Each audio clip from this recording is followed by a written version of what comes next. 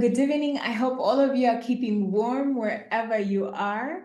I welcome you to our monthly webinar series. Today's webinar is titled Digital Crisis Communications for Organizations. I'm Agi Patricia Teromwe, founder and CEO at Agile Media Africa. It's my pleasure to be hosting this webinar, especially for such an important conversation about managing crisis in this era where everybody's on their phones, on their screens, just for brands to be able to protect and maintain their reputation. Today we'll be exploring how organizations can prepare for, respond to, and recover from digital crisis, focusing on real-time communications, transparency, data-driven strategies, and all the good stuff. Our lineup of experts who are speaking today will be sharing their experiences in managing high pressures, crises, online situations. We will provide insights for those going through the same thing, implement best practices to maintain trust for their businesses. My role is to guide the conversation and set the stage for what our experts are going to share with us today. Join me all to thank our speakers for sacrificing their time on a Friday evening, having guests like you on the panel, sharing the wisdom you've gathered throughout your careers is no mean feat. So we are always grateful to have you here. Now, I would like to introduce the stellar lineup. Ian Kiryowa, the Digital Marketing Manager at QG Group. Clifford Mugerwa, the Digital Marketing and Communication Strategist and Course Facilitator at Art Institute of Design. Daniel Odaka is the Digital Channels Manager at Airtel Uganda. Then we'll have Miss Betty Kakyo from Agile Media Africa, who wraps up these conversations based on what the speakers have shared and the importance of transparency and quick responses, especially when you have a crisis. So how these are crucial in managing crisis in this digital landscape. At the end of the session, the speakers will respond to your questions. I think Agile Media Africa hasn't seen a crisis per se, because we are only close to 2 years now, but we have seen a number of unfortunate situations which brands have to endure, especially today with the fast-pacedness of having to communicate online. I remember studying political science. One of our professors told us that today there's a phase called Twitter diplomacy. At the time, Trump would tweet without even having to go through his press secretary. If you can imagine those times, and I think those times are still real today, the ability to respond in real time, the ability to address concerns swiftly using data. So without further ado, I'm curious to hear from the speakers today what they have prepared to share with us. So allow me to welcome Ian Kiryowa. Thanks, Agi, for that intro. The other day when I shared in one of the groups that I would be speaking alongside this beautiful panel, someone told me, that time be enough for you. So I'm going to try as much as possible to use the time that I've been given. Drawing from my experience as a digital marketing specialist, anything we do online is potential for a crisis, you know? I always tell people it's good to prepare yourself because you never know what's going to happen in the next few minutes, what happens after you put up a post, what happens after a campaign goes live, interactions, transactions, anything's potential for a crisis. Personally, I haven't had to manage an actual crisis on my call, but several of them were contained. The idea is you need to anticipate possible crisis situations, and you need to have plans in place to swiftly address. The digital media for us is very fluid. It's a moving target. In preparing for such situations, you need to consider some things. We try to encourage that you have a stable internet before we join the call, but somehow we can hear you properly and then we lose you, Ian. Your bars are showing red at the moment. Normally they should be white or yellow. Let's try and see if we can catch you. Please keep those comments coming in so we're able to share your views as the webinar goes along. Someone was saying that Daniel should use this opportunity to close Ian and onboard him to Airtel's fiber? We'll see about that. The things you need to factor in is that you need to identify situations that could affect your brand. You need to look and see, are you prone to product issues?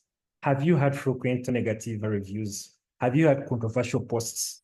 We're in an age of advanced marketing and technology tools. You need to put aside some budgets to procure and set up social listening tools. One that I've used and I found it very effective was Meltwater.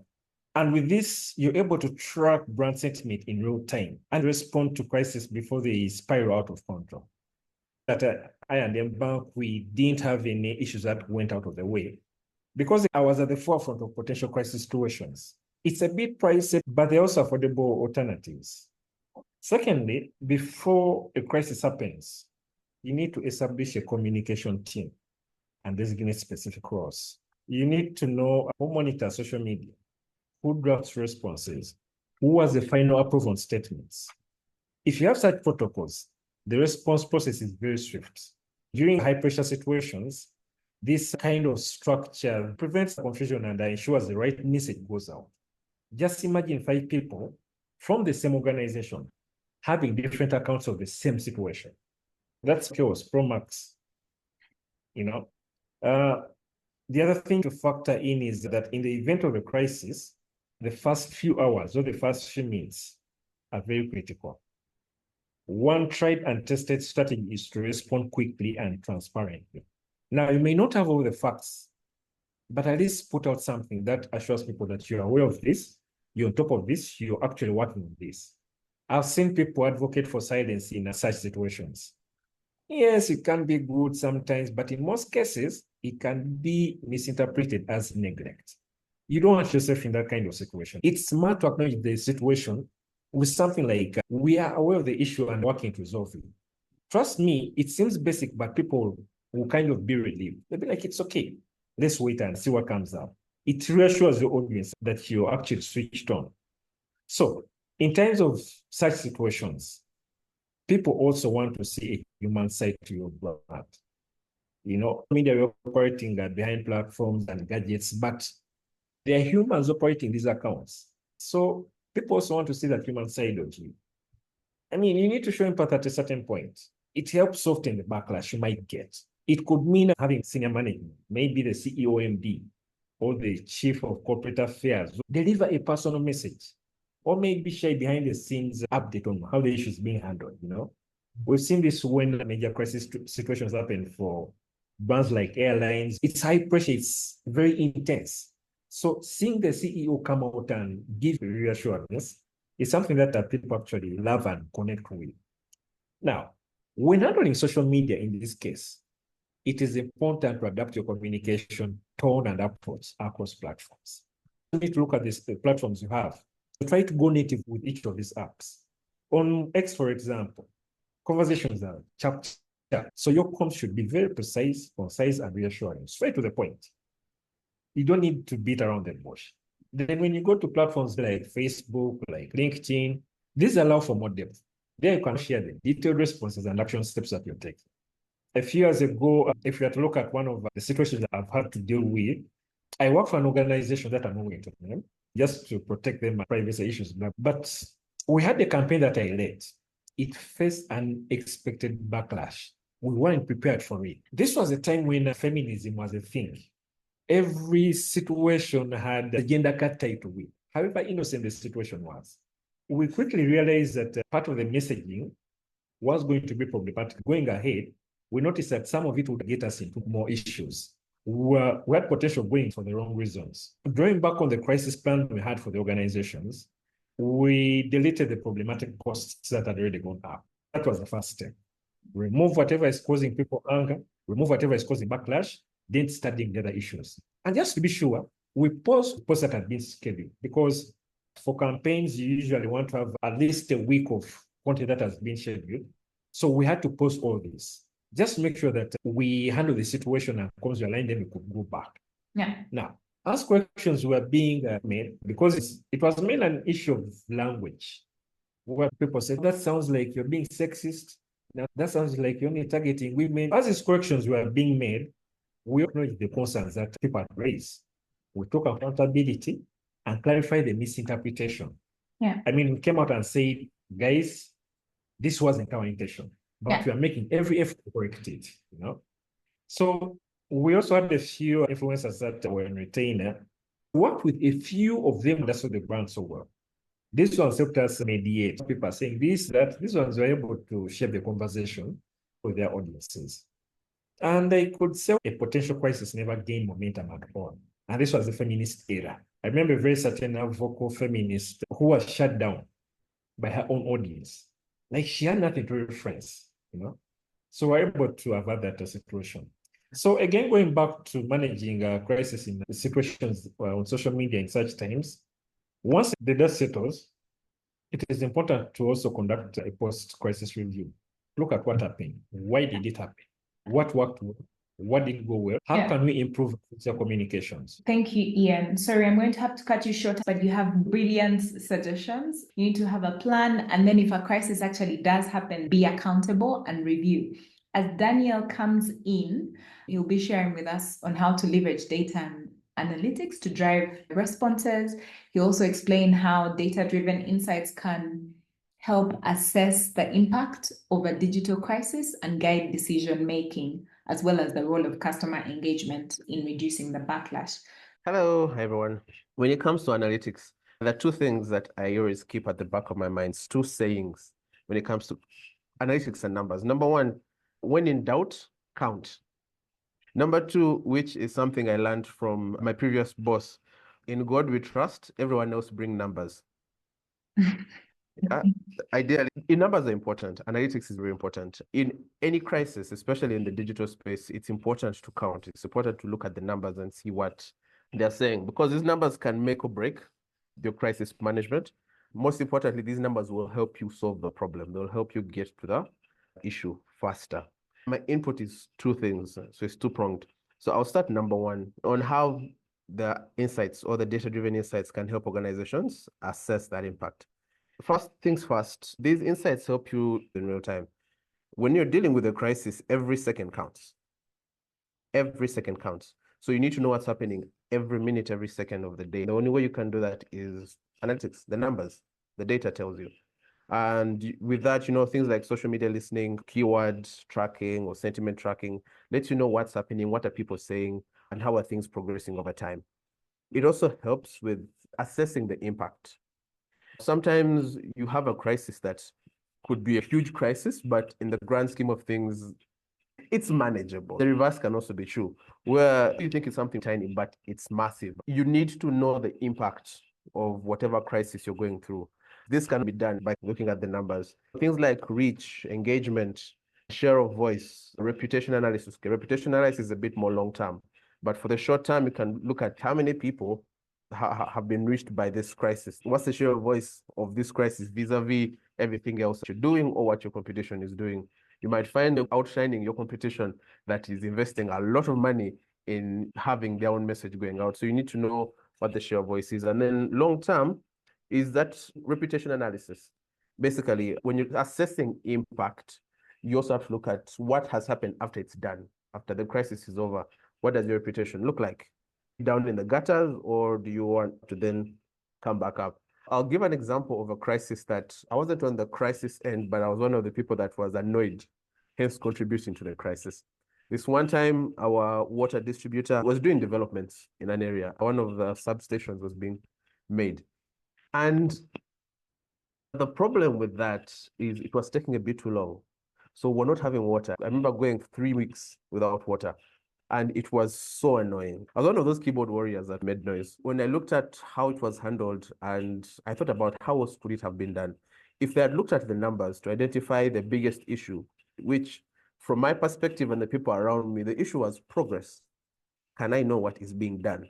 They could have solved that crisis with something as simple as the live stream of the works that are happening. My problem is I know you guys are working, but in my mind, you're not working fast enough. The problem here is not the lack of water. The problem is the lack of show of progress. And it eventually got solved, but I really wished that we would have known the progress. If I had known I was going to go 3 weeks without water, I would have planned different. Analytics helps with that impact analysis.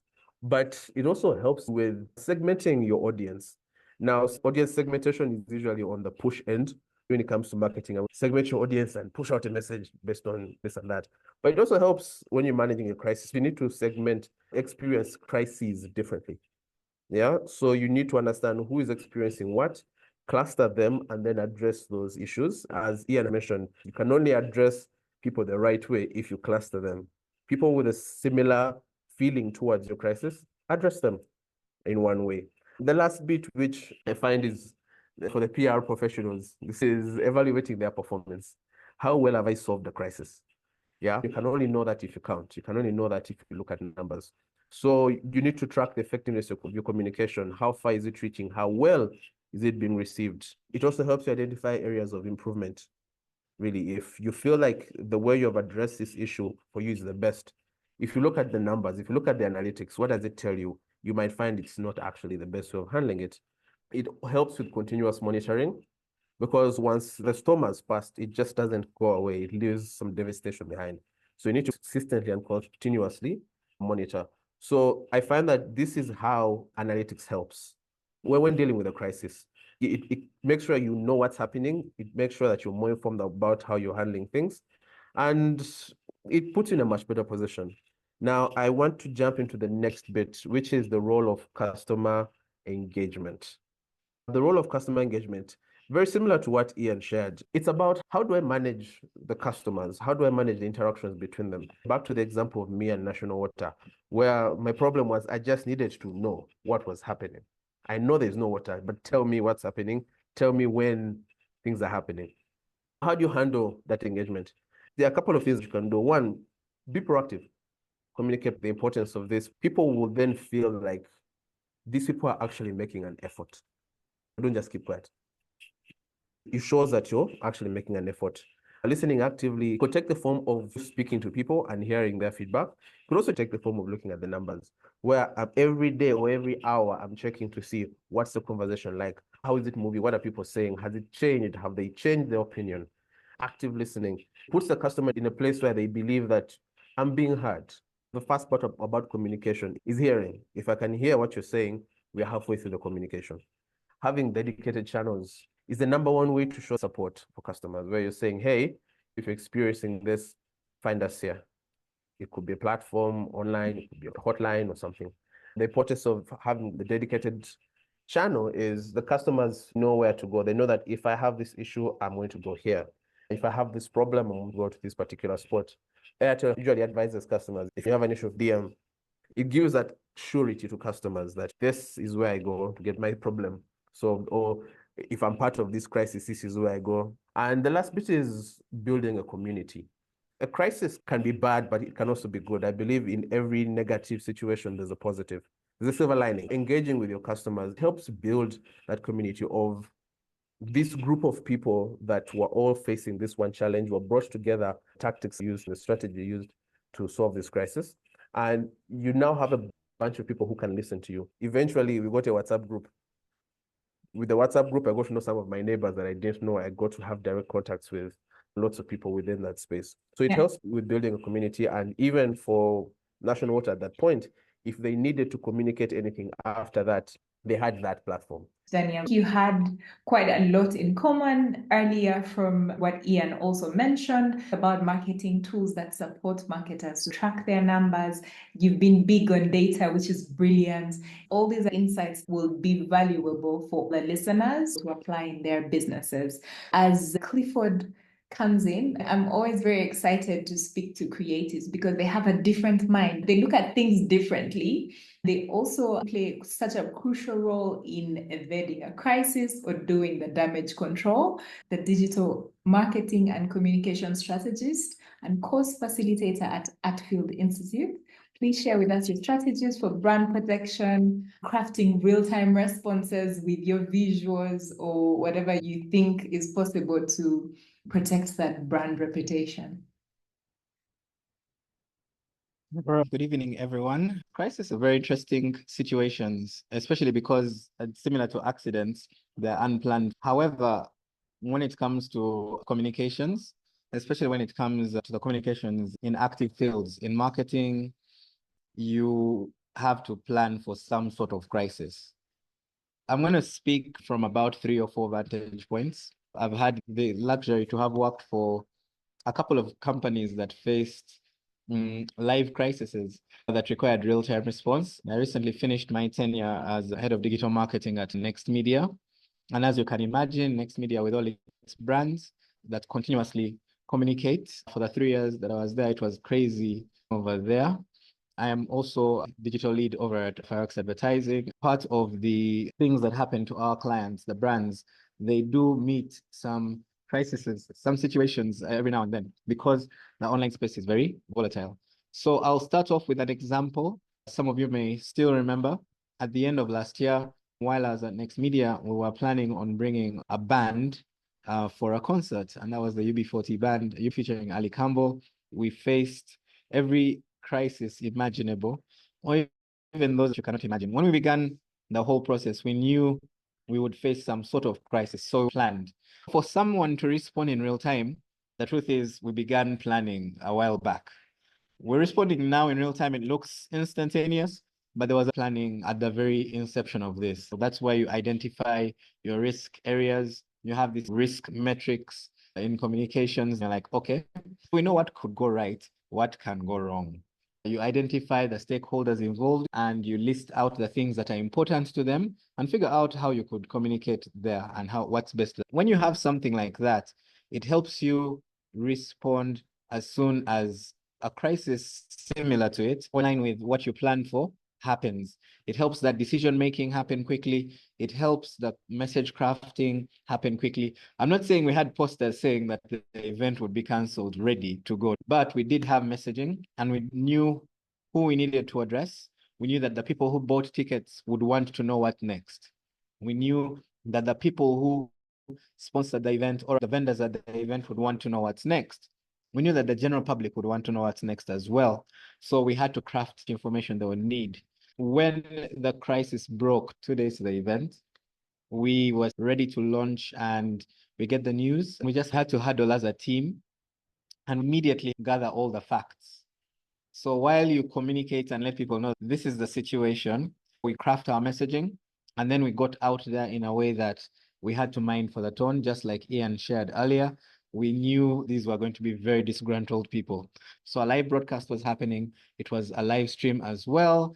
We were showing people what was on ground. We went straight to the venue. And while we're explaining, as you can see behind us, the tents are being taken down. This is the reason. As you can see in that corner, that's what's happening. A comment section was people asking questions, and we were picking those questions in real time and sharing them. We were busy receiving what we could answer. Once they were reviewed by the internal team PR, we could then craft a message, design a visual, put those out on social. You know, in real time, the live was about a 20-minute broadcast. In those 20 minutes, it was like we set off a bomb. We know how media is. We know how the online environment works. Someone will tweet something and it's over. Someone will post something, upload a video on Snapchat and it's over. So you have to get ahead. Never allow the situation to evolve. You rather tell us there's a developing story, as we used to say in the news. There are times that call for silence, but most times you have to at least acknowledge that you are aware of the crisis as the organization. And you need to have this direct communication line. The beauty about this is all brands nowadays have pages. Some people go as far as communities, either via WhatsApp. Those are closed spaces. Some are still public platforms.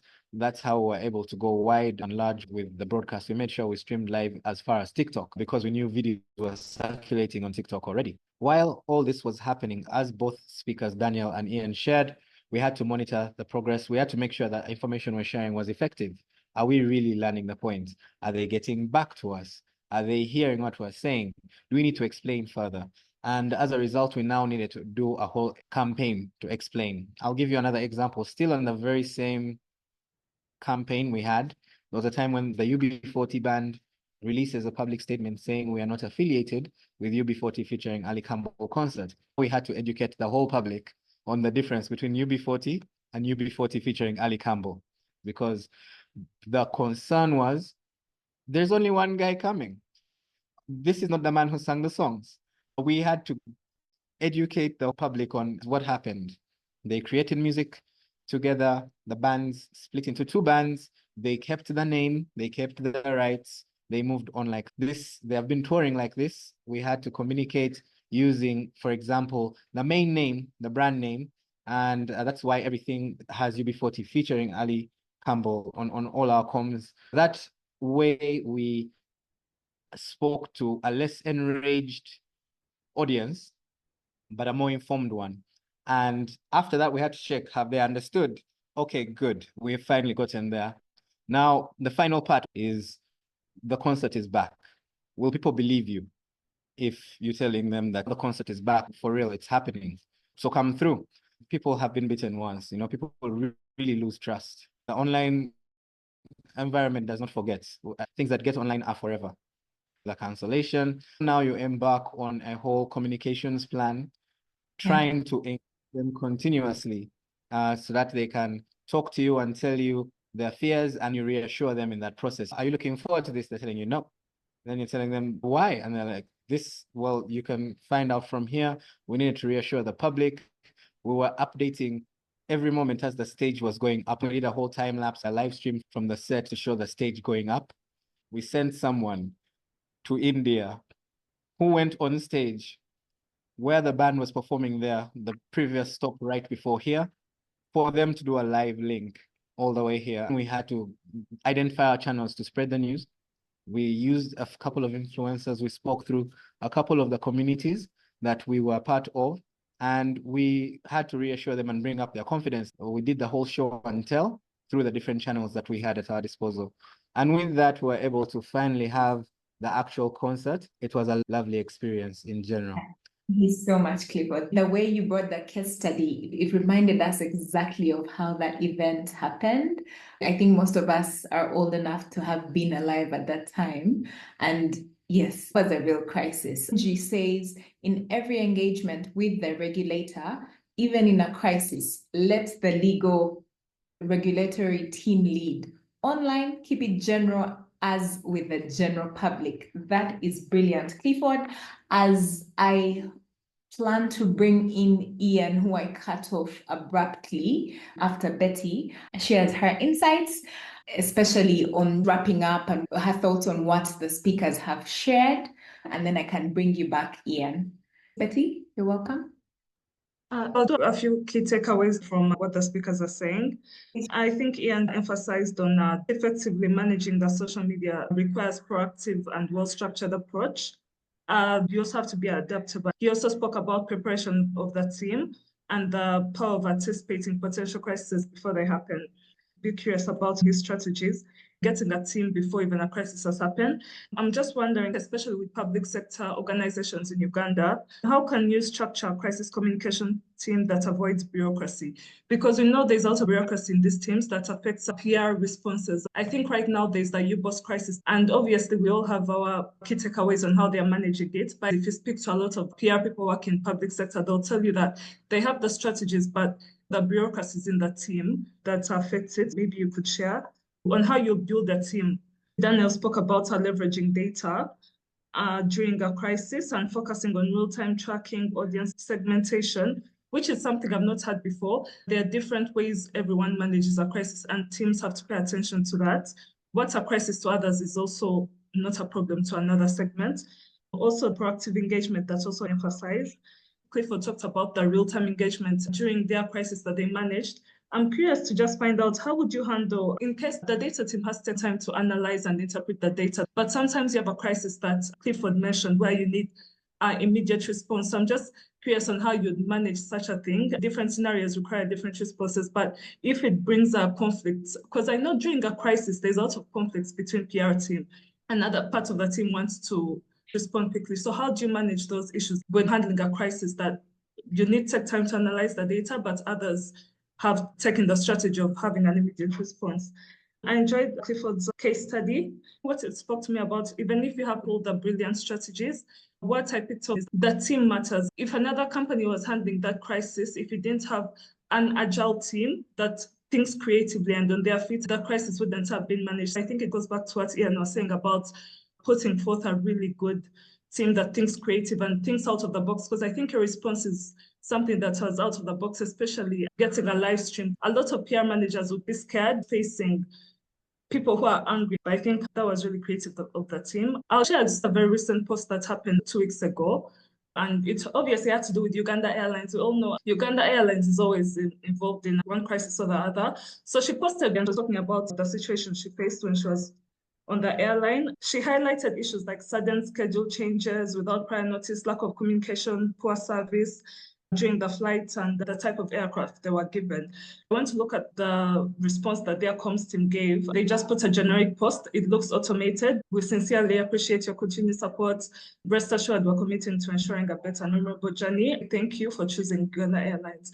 And then I looked at another airline that is always compared with Uganda Airlines, which is Rand Air, on how they manage their digital crisis, especially on Twitter is the place where a lot of brands fail. They also had a crisis in October. Someone was reporting the lack of professionalism with their staff, comparing it to Uganda Airlines. They humanized their response. They told them to reach out to us in our DM. And I think with what Ian was saying about X is that sometimes you just need to have a concise response and humanize the response and also provide details. So for them telling them just reach out to us, it kind of resolves the issue, because we all know on X, once something catches fire, it's very hard to stop. But if the brand goes to the post and says, just reach out to us in our DM, the conversation kind of stops. I don't know what happened later, but even if they don't do anything, at least the conversation stops and the fire against the brand dies down after some time. With their response, there was lack of specificity. They didn't address any of the issues that Zari raised. Zari has about 2 million followers on her social media, and that post generated 14,000 likes, and she has followers across Africa. Maybe their communications manager reaching out personally instead of sending an automated message would have turned Zari from a complainer to a brand ambassador if they had dealt with the issue properly. And also, there was no mention in their response about any solutions. They could have given her an upgrade or a voucher to reassure her on the crisis. I think this was a missed opportunity for them to turn Zari from an aggressor into an ambassador. And that post has remained online and still generating a lot of conversation. Yeah. It was interesting. Wonderful. Thank you so much, Betty. You actually reminded me of a crisis with Bank of Uganda. The PR director was saying one thing, the boss was saying one thing. It's just chaos when the team is really uncoordinated. If you're not speaking off the same sheet, you start the crisis in different directions. I encourage brands to have a key messaging document on top of the plan, and to have people take trainings, that part of which we offer at Agile Media Africa, so that people are really prepared in that sense, because there's nothing beats preparation, like you all rightly mentioned. But please give your closing remarks in the last 2 minutes. We don't have questions right now. The earlier question was from Dawn to Daniel. I once worked at a boss whose notion was act now and firefight later.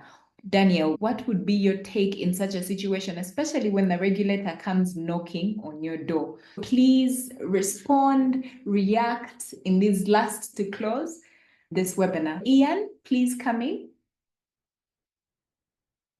Not to eat up Daniel's time, mine will actually just be to sum up. Again, effective crisis management on social media, on online platforms, boils down to a few things: preparedness, transparency, swiftness, and human connection. That's what people are looking for. Having the right strategies, having the right plan. Just make sure that when you have such situations, you are able to protect your brand's reputation and even come out stronger. Thank you. Wonderful. Thank you so much, Ian. What do you want to come in? I would say it's very important for you to lead with the truth and lead with the facts. You can pace your communication. Your strategy already has to be in place. It will help you be more composed and agile as a team. But if you speak from a point of untruth, you are setting yourself up for. So speak from truth, speak with facts. Daniel? I have 2 tasks to answer the question and to close. I'll start with the question. Solve the problem and then deal with the consequences after that. Whichever crisis you're in, the goal is to solve the problem and manage expectations. I picked out 3 things that I've just mentioned. Actually, there were 4, but one of them David Onji handled.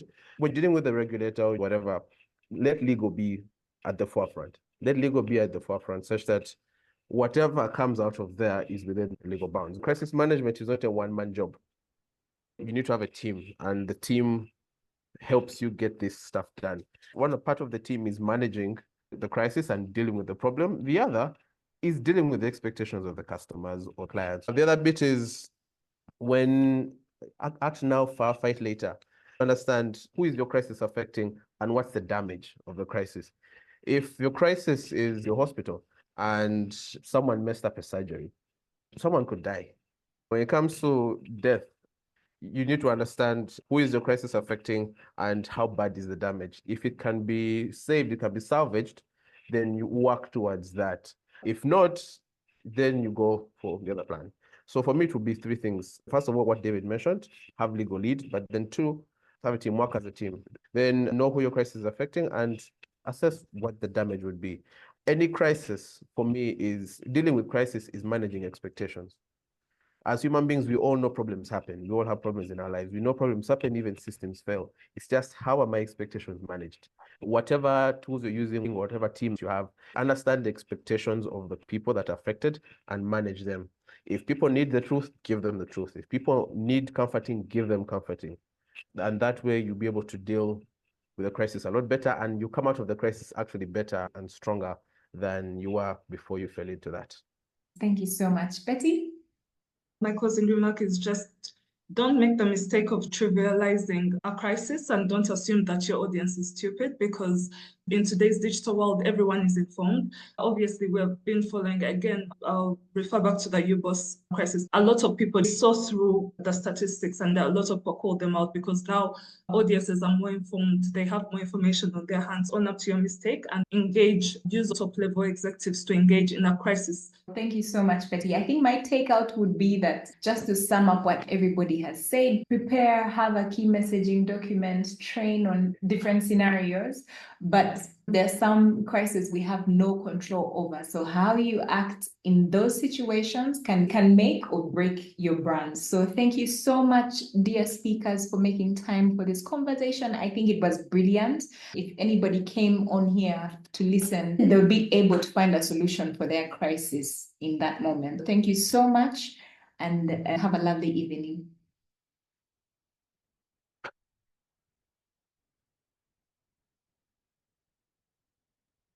Have a lovely evening and a good weekend, everyone. Bye. Thank you. Bye. Thanks, good people. Have a nice weekend. You too. Have a good one.